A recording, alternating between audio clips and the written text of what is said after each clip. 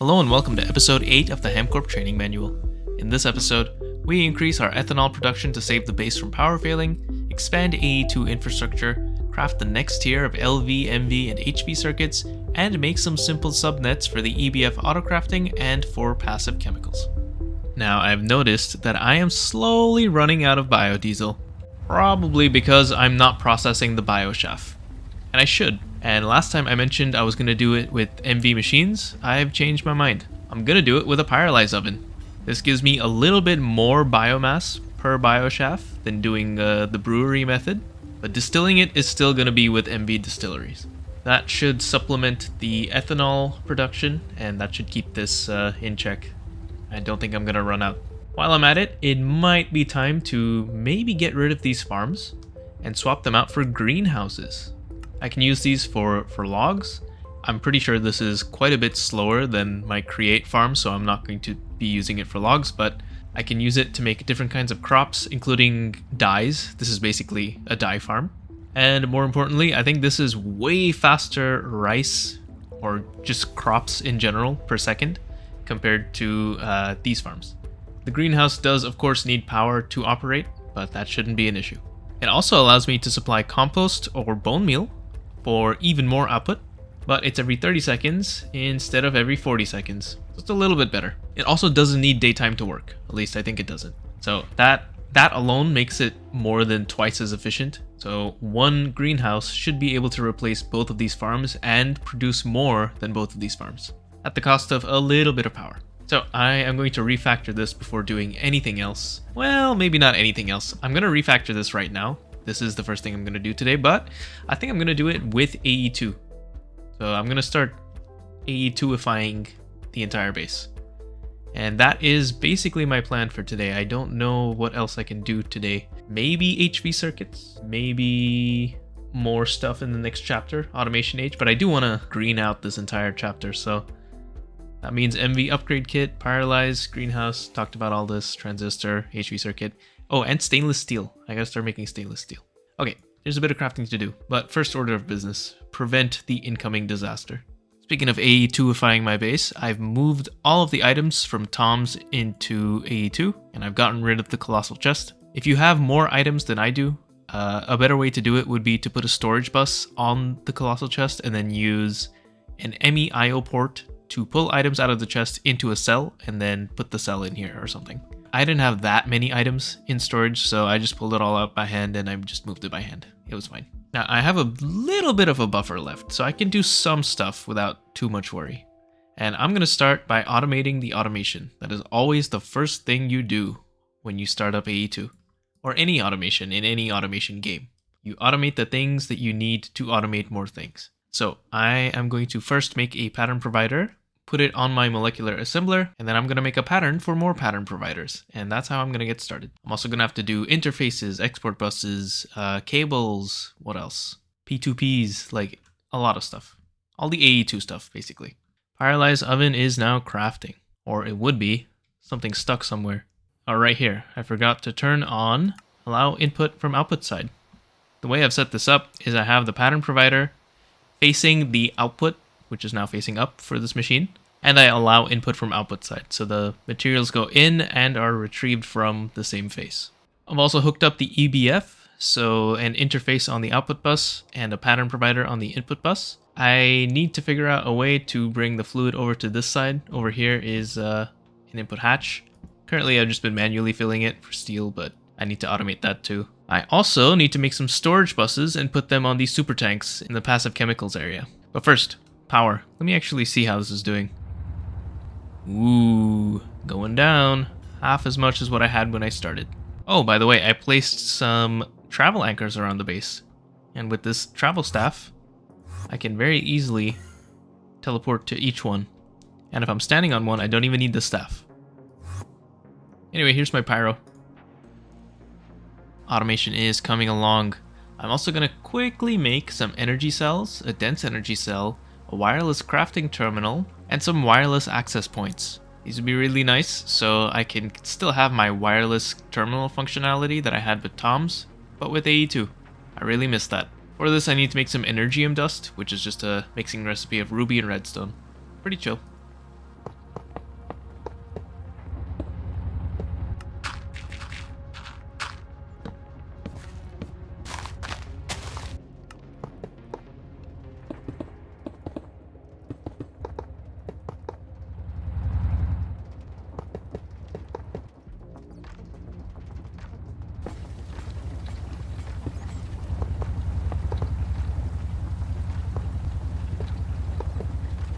And done. It is really noisy in here, and the greenhouse doesn't have a very nice sound. Why is it scratchy? This thing makes my rice and rice panicles. These are pumped into the brass tunnels to be sorted into the existing system, where I get biochaff. And the biochaff goes to the spiralize, which makes biomass, which is distilled in this distillery. And one distillery at MV can keep up with 3 spiralize ovens at LV. So that's pretty handy. I could overclock this almost twice without issue. Anyway, this makes ethanol now, which I've just connected to the existing fluid system. But this is going to just pump out ethanol straight to the basin, and it is working very well, as you can see. This has basically solved my biodiesel issue just in time. Just in time. It was at 8,000. That could have been really bad. I do like the structure of this a lot, though. This looks really cool, even though the sound is a bit questionable. I also made my wireless terminal, and it is awesome. And the energy cost here, the scaling is super lenient. It's kind of linear. For every increase in range, I get a somewhat linear increase in energy usage. At least that's what it seems like, which is really nice because increasing range actually is like a cubic increase. I don't know how to say what I'm trying to say, but basically, if I double the radius that I can access, that octuples the volume that I can access. So this is pretty nice. Continuing on, it's time to make some stainless steel, some transistors, and the first HV circuit. The chromium for the stainless steel is going to come from chromite sludge dust, and the manganese is going to come from pyrolusite. I just made the MV upgrade kits just to prepare to get the big sound effect for finishing the quest page, but it finished it anyway. I guess it's because this quest technically belongs to the next chapter. Ah, that sucks. Well, no big fancy fireworks. Here's an HV circuit. Now this is kind of about the point where I wanted to pause and just wait for theta. So I'm gonna make the HV machine hull to officially enter HV. And then I'm gonna spend time making the base more robust, building buildings, planning for the future. Well, I don't know how much I can really plan if things are gonna change, but I will be making things more robust. Maybe I can work on ore processing or something, or adding more EBFs could be good. I only have 1 quad, that's not a lot. More machines, hooking them all up to AE2. There's a bit I can do, and I can do it with HV machines, which is probably fine. I don't think that's gonna get changed a lot. I know, for example, the LCR is being changed a little bit. It may need me to replan some things, so I'm not going to touch it just yet. But yeah, basically just getting prepared for the big update. It's been a little bit, and I have many HV machines, and more coming along. Basically, every time I need to encode a pattern, I go out of my way to make a new machine at HV. HV is going to be my baseline for all of these machines, so all of this is getting torn down and replaced with HV machines. One major unlock with the HV assembler is SMD components. SMD transistors, resistors, capacitors, diodes, and inductors. All of these are much more resource efficient than the original versions of these, so like the basic transistor, resistor, and so on. But they all need an HV assembler to make. I've also crafted 2 wireless connectors and a wireless setup kit, just so I can show you how this works. I'm going to be using it as part of my EBF subnet automation, because I don't want to run a cable to the other side, so I'm just going to use 2 wireless connectors like this. Right-click one, right-click the other, and now they're bound. So channels are transmitted from one end to the other. Okay, I'm going to hook this up. Maybe it's time to upgrade these to HV as well. What do I actually need for an HV energy hatch? I don't think anything special. Oh, I need LPICs. Ooh. Okay, this needs chem bath. Okay, a bunch of stuff. Okay, it's a little rough, but it is doable. More importantly, though, I want to keep switching out these machines for HV. It's going to save a lot of time. My goal at the moment is to craft 100 ME interfaces, so I'm crafting up all the machines and whatever that I need to actually get this done. Because I need interfaces to make storage buses, which I'm going to do, and then I'm going to hook up all the stuff around the base, like the passive resource gen and the chemical lines. So let me explain my little EBF subnet really quick. There is a pattern provider here. This is what used to go directly on the input bus. This has all of my patterns, which I need to re-encode to include fluid now, so I'm going to take these out. When I make a request, the items and the fluid are pushed into the interface, and this version of AE2 has native fluid support, so there's no dual interface, none of that. It's just everything goes into the interface. Items are stored here in the input bus through the storage bus, And then through the wireless connector on the other side, fluids are stored in this input hatch. And that's it. This also uses the same storage bus. There's no fluid storage bus, it's just storage bus. In this specific case, it doesn't really matter, but if you want to use blocking mode to stop items from being pushed if there are already inputs in these hatches, then on the storage buses, you need to turn on report inaccessible items. That will report the items to this interface or to this pattern provider so it knows not to push. That is useful if you're trying to avoid recipe conflicts, particularly in like mixers and stuff. This becomes very important, but in the EBF, there's not really many recipe conflicts, so it doesn't really matter. I'm hooking up the chemicals area to a subnet. The only thing that really needs to be on the mainnet is on-demand crafting. So I have to bring in multiple P2P connections for this building and the EBFs, but for basically everything else, everything can be on a subnet. What is a subnet? A subnet is something that is poorly named, and it's basically just a secondary net. So this is just a separate network entirely, getting power from the main net, which is the only real connection to it. And over here, I have an interface on the subnet and a storage bus on the mainnet set to extract only. So items can be pulled out of the subnet because this interface is exposing the contents of the subnet to the mainnet. So the mainnet is able to pull items out of the subnet, but it won't be able to push items into it. So it's not going to be a storage destination, but it is going to be a storage source, I guess, because it's going to be able to take things out of the subnet. And now all I do is I connect everything up to this controller. This can be expanded as much as I need without bringing in more P2P connections from the mainnet. And the mainnet itself over here is only going to use 2 channels. Maybe a few more if I want to expand some things and do some weird stuff, but pretty much it needs 1 channel for the storage bus and it needs 1 channel for an interface for the same connection but backwards if I need to pull things from the mainnet into the chemicals net, which is possible. Currently don't need it, so it's unconnected. But this is a very easy way to get around needing hundreds of channels in one place. Just put it on a subnet, and then it's much easier to expand the subnet channels instead of expanding the mainnet channels. Now, there's a little bit of priority stuff I need to do with the subnet so that items or fluids from the subnet that already exist in my drives get used up first. And the way I do that is I turn up the priority in this storage bus. I'm going to make it +1. That's fine. High priority means the system wants to keep items and fluids in the subnet for as long as possible. It even kind of says that over here in the priority system. Insertion is higher priority first. We don't care about insertion. This is an extract only storage bus. So extraction, lower priority first. So if this priority is higher, this happens last. So any requests I make are going to clean up my, my drive storage first before taking from the passive generation, which is what I want.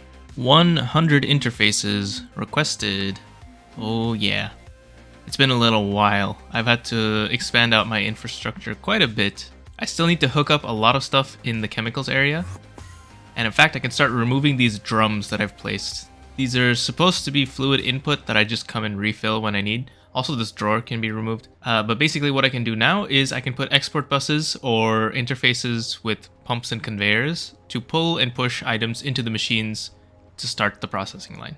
Finally getting rid of a bit of jank, which is good. I might also upgrade everything to HV machines. I don't know, maybe that'll happen over time. Or maybe not at all. Maybe I should just wait until I have multi-blocks and then replace them with multi-block versions. That's probably better. Anyway, one thing I've noticed is I am not generating Certus quartz anymore because I added void upgrades to this 2x2 drawer and also this 2x2 drawer, and that has kind of messed me up. I added it because it kept getting clogged on flint and clay balls, so I just said, let it run forever, who cares? The cobblestone will keep up. But the cobblestone keeps up, but the item pipe does not. So I am probably going to have to add some upgrades into this item pipe, just because I'm not pulling the cobblestone out fast enough to keep this going all the time, which is a pretty funny problem to have. I've also made a clipboard, by the way.